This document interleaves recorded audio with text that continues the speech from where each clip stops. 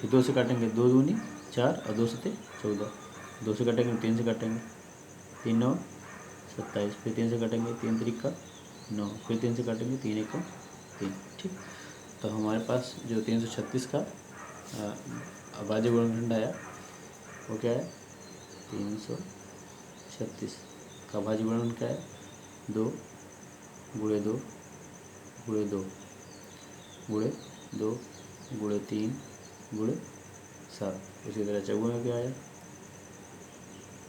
54 का आया हमारे पास 2 गुणे 3 गुणे 3 गुणे 3। ठीक है, अब हम इसका एचसीएफ निकाल लेंगे। ठीक है, एचसीएफ कैसे निकालेंगे, जो दोनों में कॉमन है। ठीक है, अब कॉमन क्या है, 2 इसमें है 2 इसमें है। ठीक है, पहला कॉमन तो यही हो गया। ठीक, 2 इसमें था 2 इसमें है। अब 3 की बात करें तो 3 यहाँ पर भी 3 यहाँ पर भी, 3 दोनों में है तो 3 कॉमन हो गया। अब उसके बाद अगर 2 की बात करें तो 2 इसमें तो एक ही है, अब तो इसमें है नहीं। 7 की बात करें 7 इसमें नहीं है, 7 इसमें नहीं है, एक में है एक में नहीं है। तो हमारे पास केवल एचसीएफ कितना है, 2 गुणे 3, यानी बराबर में क्या आ जाएगा, 2 गुणे 3 बराबर 6। ठीक है, अब इसका हम क्या ले लेंगे, एलसीएम। अब एलसीएम बराबर क्या हो जाएगा, जो दोनों में कॉमन है पहले तो वो ले लो, क्या है 2 कॉमन है और 3 कॉमन है, ये तो कॉमन हो गया। फिर उसके बाद बचा क्या क्या, 5 बचा, 5 तो है इसमें नहीं, 2 बचा, 2 कॉमन हो गया, फिर 3 कॉमन हो गया। फिर उसके बाद यहाँ से 2 बचा 2 बचा, ये 3 2 बच गए, 2 गुणे 2 गुणे 2, ये तीनों 2 बच गए, 3 तो कॉमन है और 7 ले लिया यहाँ से। फिर यहाँ से क्या बचा, 2 और 3 कॉमन हो गया, फिर यहाँ से 3 और 3 बचा। ठीक है, अब इनका आपस में गुणा कर लेंगे तो कितना है हमारे पास, 3024। ये हमारा एलसीएम आ गया। अब हमको जांच भी करनी है इसकी। ठीक है, जांच कैसे करेंगे,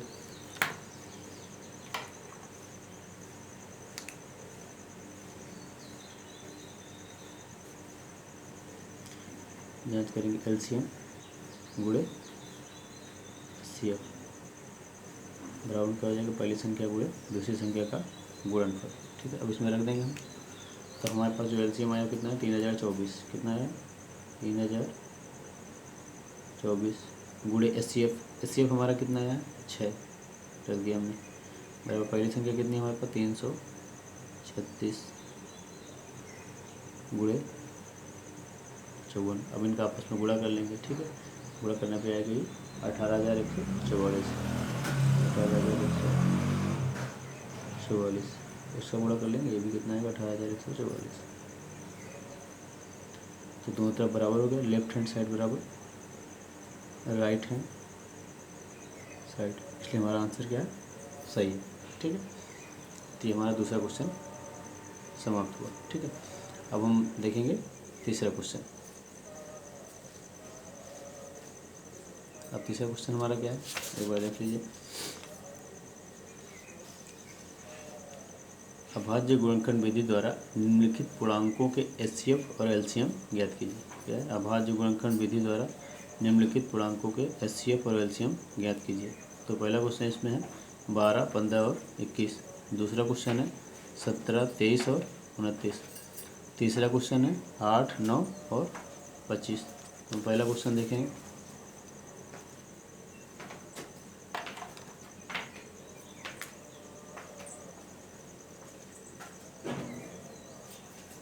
तीसरे का पहला क्या है, 12, 15 और 21।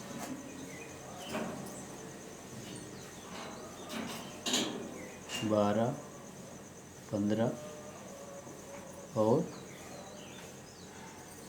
21। ठीक, 12, 15 और 21। सबसे पहले क्या करेंगे, इसका अभाज्य गुणनखंड। क्या करेंगे, अभाज्य गुणनखंड। ये तो सिंपल सा है, 12 का गुणनखंड क्या हो जाएगा, 2 गुणे 2, 2 दूनी 4, 4 3 12, ये हो गया। अब 15 का देखते हैं, 15 का क्या हो जाएगा, 3 गुणे 5। ठीक है, उसी तरह 21 का देखते हैं, क्या हो जाएगा, 3 गुणे 7, 3 7 21। अब क्या करेंगे, इसका हम निकालेंगे एचसीएफ और एलसीएम। ठीक है, तो एचसीएफ निकालेंगे पहले इसका। एचसीएफ में क्या हमने बताया, जो दोनों में कॉमन हो। ठीक है, दोनों में क्या है, यहाँ तो 3 है, तो तीनों में देखते हैं कॉमन क्या है। 2 इसमें है, 2 इसमें नहीं है। देखते 3 देखते हैं, 3 इसमें है, 3 इसमें, 3 इसमें। तो एचसीएफ कितना हो गया इसका, 3 हो गया। एलसीएम की बात करते हैं।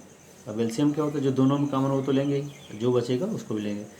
तो 3 तो कॉमन है, पहले उसको ले लिया हमने। फिर ऊपर क्या बचा हमारा, 2 गुणे 2 बच गया। नीचे क्या बच गया, 5। फिर उसके नीचे क्या बच गया, 7। ये बच गया। ठीक है, अब इनका आपस में गुणा कर देंगे। ठीक है, 3 दूनी 6, 6 दूनी 12, 12 पंजे 60 और 7 7 420। कितना गया, 420। तो हमने ये निकाल लिया इसका एलसीएम। ठीक है, तो एचसीएफ और एलसीएम आ गया। दूसरा क्वेश्चन देखते हैं इसका। दूसरा पार्ट इसका क्या है, 17, 23 और 29। क्या है दूसरा क्वेश्चन हमारा, 17 और फिर क्या है, 23 और 29। 17, 23, 29। अब 17 का फैक्टर कर लेंगे। ठीक है, 17 का गुणनखंड करेंगे। 17 का गुणनखंड क्या हो जाएगा, 17 की संख्या कटता नहीं है, क्योंकि ये क्या है, खुद ही अपने आप में क्या है, अभाज्य संख्या है। ठीक है, तो इसका क्या आ जाएगा, 17 गुणे 1 ले सकते हैं इसको। ठीक है, उसी तरह हम 23 का देखते हैं। तो 23 भी क्या है, अभाज्य संख्या। ये क्या हो जाएगी, ये भी हो जाएगी 23 गुणे 1। 29 भी हमारी अभाज्य संख्या है। ये क्या हो जाएगी, 29 गुणे 1। अच्छा, क्या भाज्य और अभाज्य संख्या आपको पता है, भाज्य और अभाज्य संख्या। ठीक है, तो भाज्य संख्या वो संख्या होती है जो खुद से कटें, एक से कटें और अन्य संख्याओं से कटें। क्या होता है, अभी हम आपको बताते हैं, ये बताने के बाद आपको भाज्य और अभाज्य बता देते हैं। ठीक है, अब इसमें देखते हैं एलसीएम देखते हैं इसका। एलसीएम क्या है, एचसीएफ पहले देखते हैं। पहले क्या देखते हैं इसका, एचसीएफ। एचसीएफ क्या होता है, जो सब में कॉमन हो। अब 17, 23, 29 इसमें कॉमन क्या है, 1 1 1। एचसीएफ हमारा क्या आ जाएगा, 1। तो हमेशा जो है अभाज्य संख्याओं का जो एचसीएफ होता है हमेशा एक ही होता है, अगर वो पेयर में हो तो। ठीक है, इसका एलसीएम निकाल लेते हैं। अब एलसीएम क्या है, जो सब में कॉमन हो, सब में कॉमन तो 1 है। फिर उसके बाद जो सब में बच जाए, फिर क्या है 17, फिर क्या है 23, फिर क्या है 29। अब इनका आपस में क्या कर देंगे हम, गुणा। तो गुणा कर लेंगे, ये आएगा 11,339। ठीक, ये हमारा इसका अच्छे होगा। फिर हमारे पास इसका तीसरा क्वेश्चन बचता है। तीसरा पार्ट है इसका जो, वो है 8, 9 और 25। क्या है तीसरा क्वेश्चन जो है वो क्या है, 8 है, 9 है और क्या है 25 है। 8, 9 और 25। चलो इसका गुणनखंड कर लेते हैं। 8 का गुणनखंड पहले करते हैं। आवाज गुणनखंड क्या हो जाएगी, 2 गुणे 2 गुणे 2, 2 दूनी 4, 4 दूनी 8। 9 का देखते हैं, 9 का क्या हो जाएगा, 3 गुणे 3। 25 का देखते हैं, तो 5 गुणे 5। और इसमें देखते हैं, अगर सब में गुणे तो 1 रहता ही है, सबका कॉमन क्या होता है, 1 होता है। अब इसमें देखते हैं, इसमें 2 कॉमन नहीं है, 3 कॉमन नहीं है, 5 कॉमन नहीं है। तो इससे हमारा क्या हो जाएगा, 1 हो जाएगा। इससे कितना हो जाएगा, इससे बराबर क्या हो जाएगा, 1। ठीक है, फिर इसी तरह से क्या निकालेंगे, इसका एलसीएम निकाल लेंगे। एलसीएम क्या हो जाएगा, जो सब में कॉमन हो 1 कॉमन है। फिर उसके बाद क्या, जो बची संख्या है 2 गुणे 2 गुणे 2। फिर क्या बचा, 3 गुणे 3। फिर क्या बचा, 5 गुणे 5। अब इनका आपस में हम गुणा कर लेंगे। ठीक है, ये आपस में गुणा करने के बाद कितना आएगा, 1800 आएगा। कितना आएगा, 1800। तो ये हमारा तीसरा क्वेश्चन हो गया। ठीक है,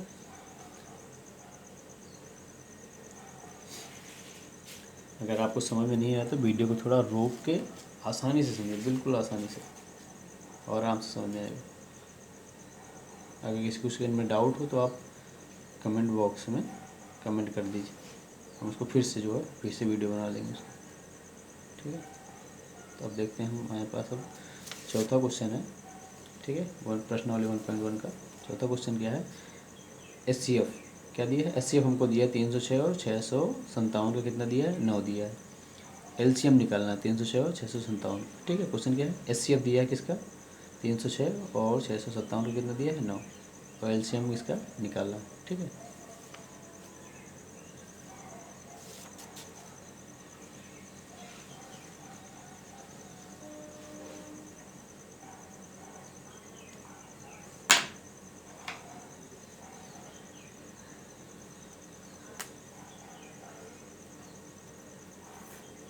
हमको क्या क्या दिया है, हमको दिया है एचसीएफ। क्या दिया है सबसे पहले हमको, एचसीएफ तो क्वेश्चन में दिया हुआ है। कौन संख्याएं कौन कौन सी हैं, 306 और क्या है 657। इनका जो एचसीएफ है वो कितना दिया है हमको, और कह रहा है इनका एलसीएम ज्ञात करो। कितना, एलसीएम निकालो 306 हम 657 का क्या होगा। ठीक है, तो हमें पता है कि जब जो संख्याएं रहें और उनका एचसीएफ दिया रहे, तो हमें पता है कि पहली संख्या और दूसरी संख्या का गुणनफल संख्याओं के एचसीएफ और एलसीएम के बराबर होता है। ठीक है, यानी एचसीएफ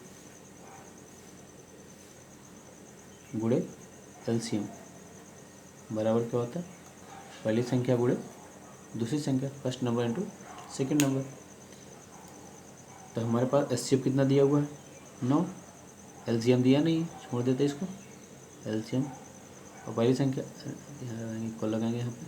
ठीक है, इक्वल यानी बराबर एक, ये पहली संख्या कितनी है 306 और दूसरी संख्या कितनी है 657। ठीक, हमको एलसीएम निकालना है तो 9 को उस तरह भेज देंगे। एलसीएम बराबर क्या हो जाएगा 306 गुणे 657 बटे में क्या आ जाएगा 9। ठीक है, अब 9 से इसको क्या कर लेंगे, हम काट लेंगे।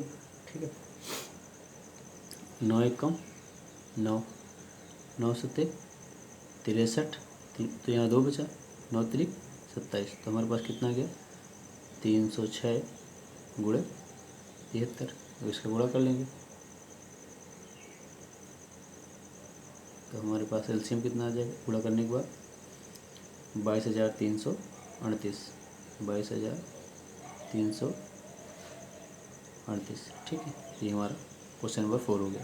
तो क्वेश्चन में क्या दिया था, हमें एचसीएफ दिया था 306 और 657 का, 9 दिया था, एलसीएम निकालना था इसका। तो हमें पास पता है कि एलसीएम और एचसीएफ का गुणनफल दोनों संख्या गुणनफल के बराबर होता है, तो हमने इस फार्मूले का यूज करके इसको लगा लिया।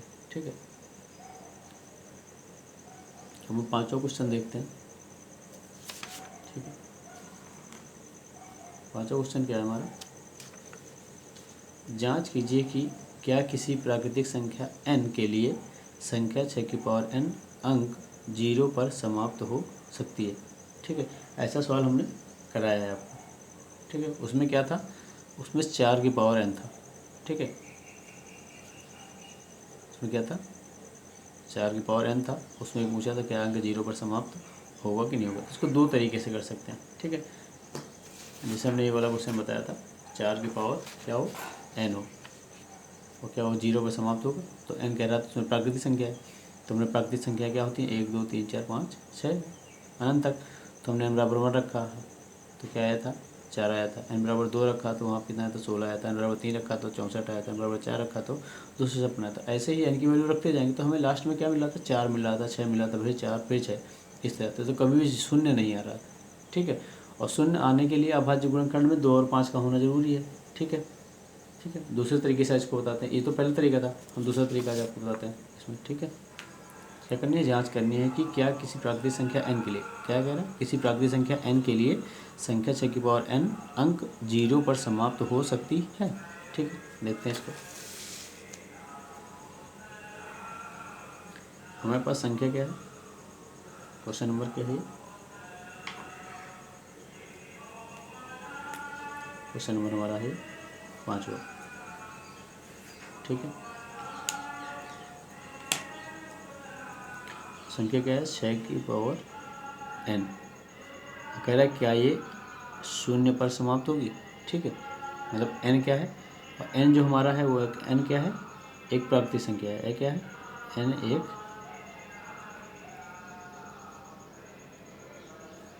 प्राकृतिक संख्या है। ये तो हमें क्वेश्चन में दिया है। और ठीक है, जब n एक प्राकृतिक संख्या है तो n के जो मान होंगे वो क्या होंगे, वो 1 होंगे, 2, 3, 4, 5 या अनंत तक जाएंगे। ठीक है, हमको ये पता है जब कोई संख्या 0 पर समाप्त होती है, ठीक है, जब कोई संख्या 0 पर समाप्त होती है उसके अभाज्य गुणनखंड में 2 और 5 का होना जरूरी है। ठीक है, तो 6 की पावर n का हम अभाज्य गुणनखंड करते हैं क्या,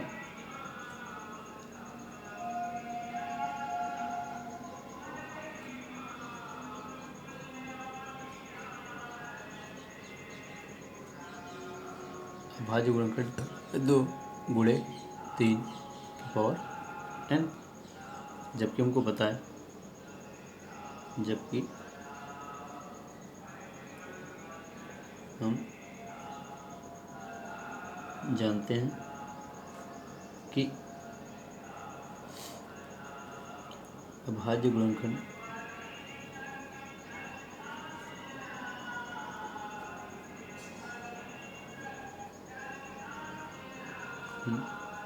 दो गुणे 5 की पावर n होगा, अभाज्य गुणनखंड 2 की पावर 5 के रूप में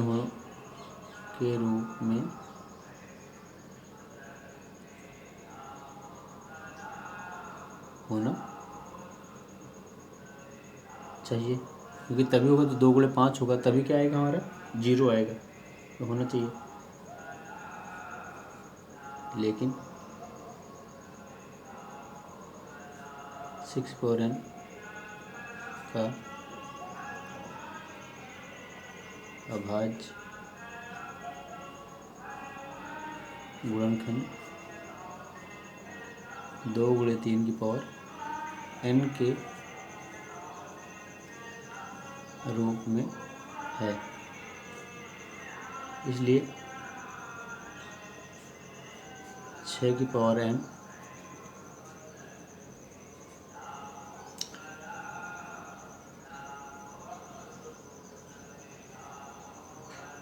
शून्य अंक पर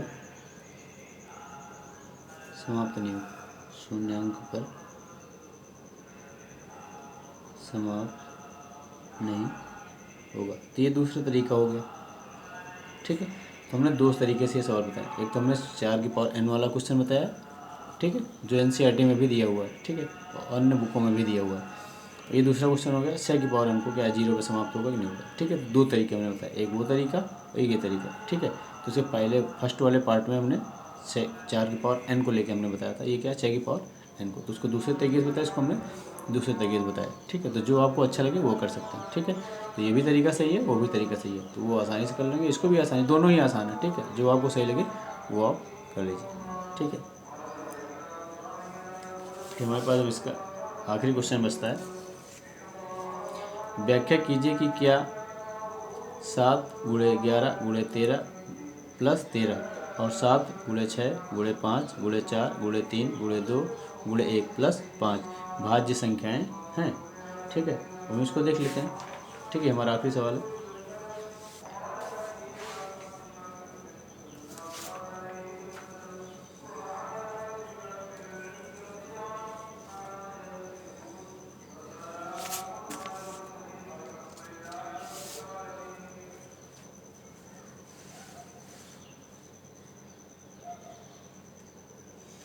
क्वेश्चन नंबर कौन सा हमारा है 6। ठीक है, क्वेश्चन नंबर हमारा है 6।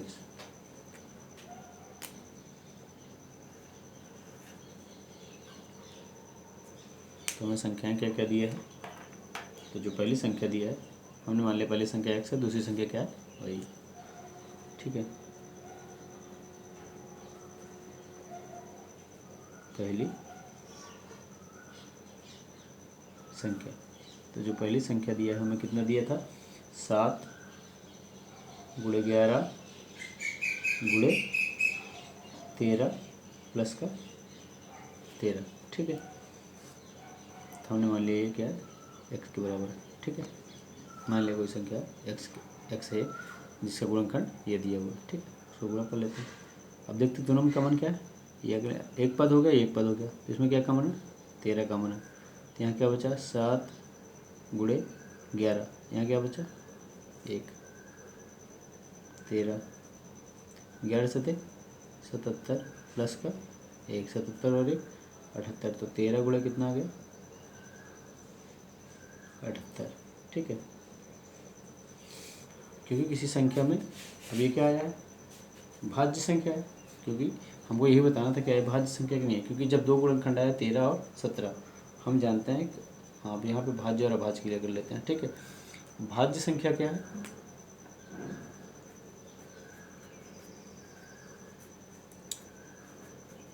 भाज्य संख्या। ठीक है, भाज्य संख्या वो संख्याएं होती हैं जिनका गुणनखंड क्या हो, एक हो, ठीक हो, और स्वयं वह संख्या हो। ठीक है, क्या हो, एक हो, स्वयं वह संख्या हो, और क्या हो, अन्य संख्या हो। क्या हो, अन्य संख्या हो।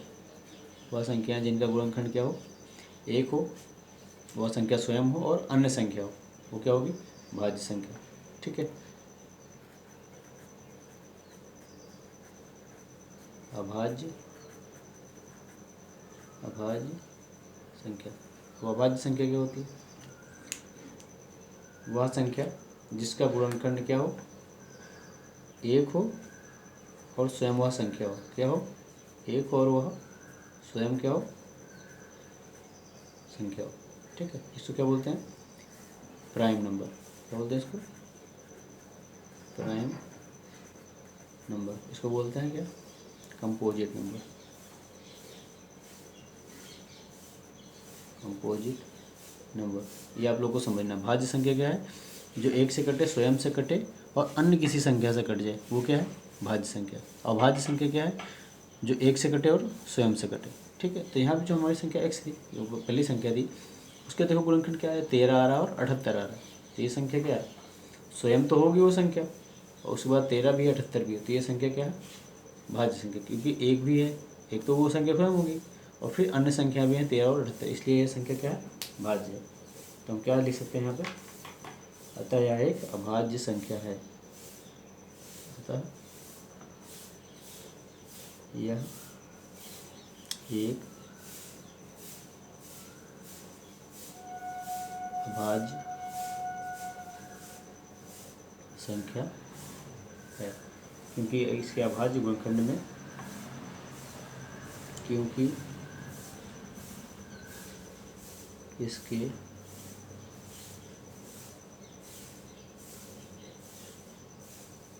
अभाज्य गुणनखंड में एक को छोड़कर, एक को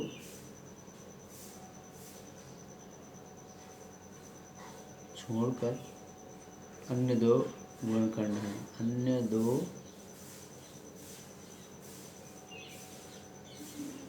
गुणनखंड हैं।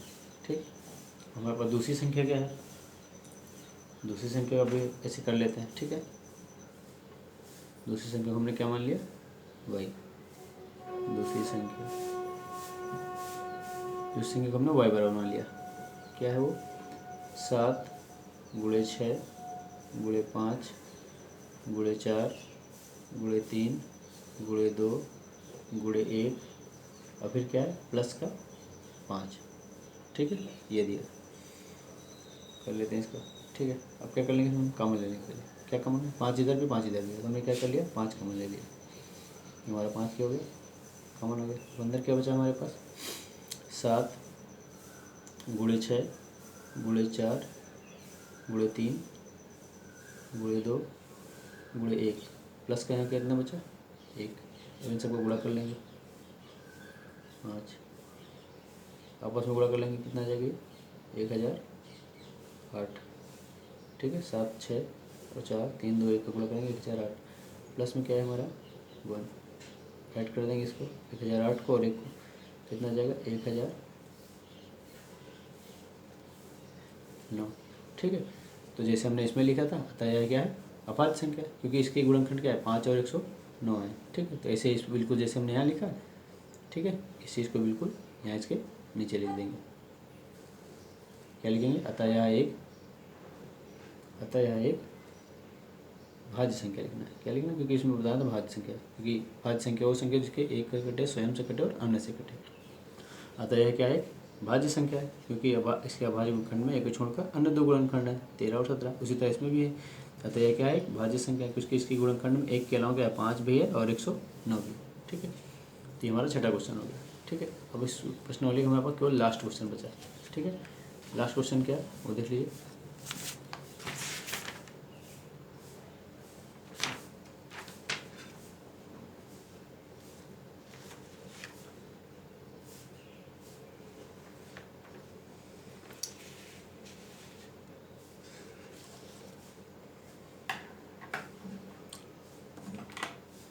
लास्ट क्वेश्चन देखिए, 7वां।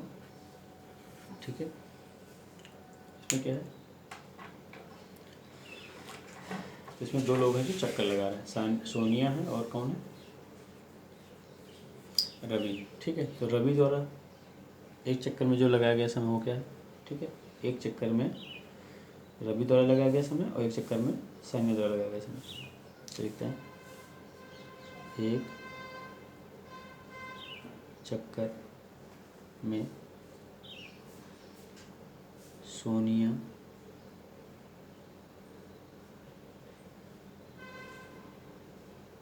द्वारा लगाया गया समय।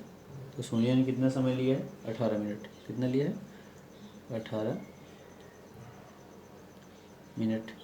फिर रवि ने कितना लिया है, तो फिर से लिखेंगे, एक चक्कर में रवि द्वारा लगाया गया समय वो कितना है, 12 मिनट। कितना, 12 मिनट।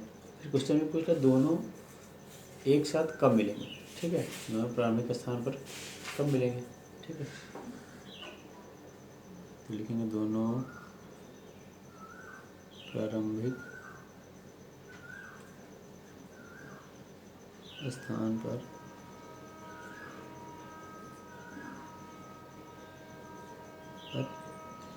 मिलेंगे। तो इनका एलसीएम निकाल देंगे। एलसीएम ऑफ कितनी समय बाद ये दोनों प्रारंभिक स्थान पर मिलेंगे। ठीक है, एलसीएम निकाल देंगे। एलसीएम कितना हो जाएगा, 18।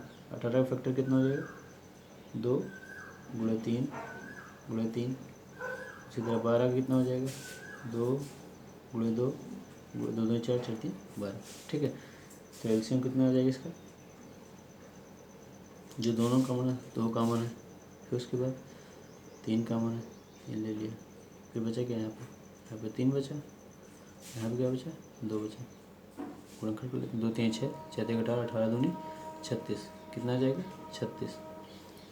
तो दोनों कब मिलेंगे, 36 मिनट बाद।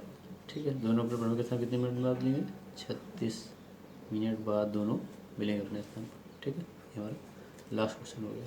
ठीक है, तो हमने सारे क्वेश्चन एक के बाद एक कर लिया। ठीक है, प्रश्नावली 1.1। इसमें कहीं भी कोई डाउट है तो कमेंट बॉक्स में आप करिए। ठीक है, और आपको वीडियो कैसा लगा, ठीक है, आपको इस सोल्यूशन कैसे लगा, तरीके कैसे लगे, ठीक है, अपना फीडबैक जरूर दीजिए आप।